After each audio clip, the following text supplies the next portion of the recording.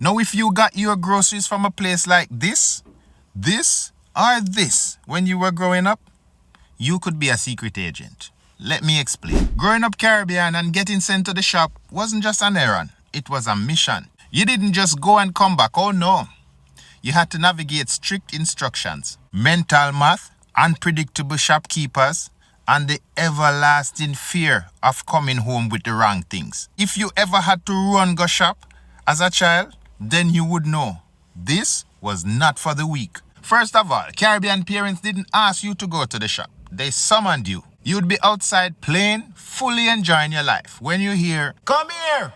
and right there your heart would drop because you knew this was not a good come here. This wasn't about food or fun. This was about duty. By the time you got inside, the shopping list was already in your hand, and they wouldn't just hand it to you. They'll hold on to it while they give you the speech. All right, listen good, eh? You're going to the shop. Buy 1 pound of rice, half pound of sugar, quarter pound of chicken back. But make sure it's the fresh one. A tin of condensed milk, but not the expensive one, you hear? The one with the blue label, not the red. And get a bread too. But press it before you leave. Make sure it's soft. And if them don't have the right sugar, don't buy nothing. You hear me? At no point did they ask if you were listening. They just expected you to soak up the information like a sponge. And God help you if you forgot. Now, after the long, confusing instructions, they'd look you dead in the eye and say, "You remember what I said?" This was a trap. Because if you said no, you're getting in trouble for not listening. And if you said yes, you better pray you actually did. Because if you come back with the wrong things, game over. Now you'd be off like a soldier going to battle, reciting the list over and over in your head like a prayer. 1 pound of rice, half pound of sugar, quarter pound chicken back. 1 pound of rice, half pound of sugar, quarter pound chicken back. Then you'd meet a friend on the way and they'll be asking you, what you doing? And right there, boom, the list is gone. Because remember, she told you everything, but she didn't actually give you the list she wrote. No, you're walking into the shop with zero confidence, trying to piece in the list that she said to you with divine intervention. No, Caribbean shops are different. There's no lineup, no organization, and no patience. You'd reach, and immediately some old lady who was not there before you magically appears at the front. She would just slide in and say, "Me just want liquor flour." And that was it.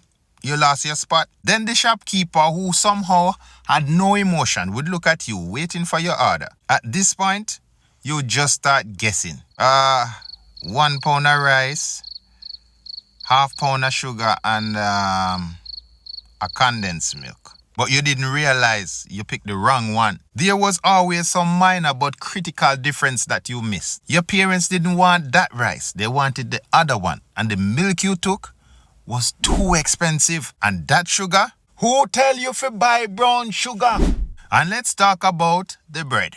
Every Caribbean child was trained to test bread softness. You didn't just buy bread, you had to press it. If it wasn't soft, you put it back. But the problem, sometimes the shopkeeper didn't like that. Hey, pick the bread and move, man. This is not a supermarket. Now you're stuck in a dilemma.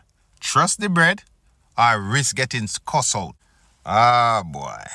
Now, if your parents gave you exact change, you better not lose it. If the bill came up short by even 1 cent, you weren't getting your items. And if you dare to go back home and say, "Mommy, the price raised," then your mother would be like, "Price raise? What the shopkeeper tell you? Let me go down there myself." Because every Caribbean parent believe shopkeepers only raise prices for their child. Wow, this is traumatic. If you survived the shop, your real test was at home. You'd proudly hand over the bag, feeling like a warrior who just conquered battle. But then, the audit began. First, they would check the receipt, then they would inspect every single item. You buy this sugar? Yes, mommy. Who tell you to buy this one? This is not the right brand. And now, you're standing there confused, heartbroken, and knowing you're probably going to be sent back to fix it. Lord, if you had the misfortune of forgetting something, game over. Your mother would give you that look, the kind that sent a chill down your spine. So you reach all the way to the shop and you forget the flour. That's when the slipper would start levitating. No excuses could save you. No second chances. You had one job. The worst part, you were going right back to the shop. But here's the thing. Running to the shop trained us. We learned mental math, negotiation skills, speed, and survival instinct. We learned to navigate crowds and deal with impatient adults and handle high-pressure situations. It was real-life training. And that's why Caribbean kids are built different. We don't need planners. We memorized 5-item grocery lists with 0 mistakes. We didn't need Google Maps. We found shortcuts to the shop in our sleep.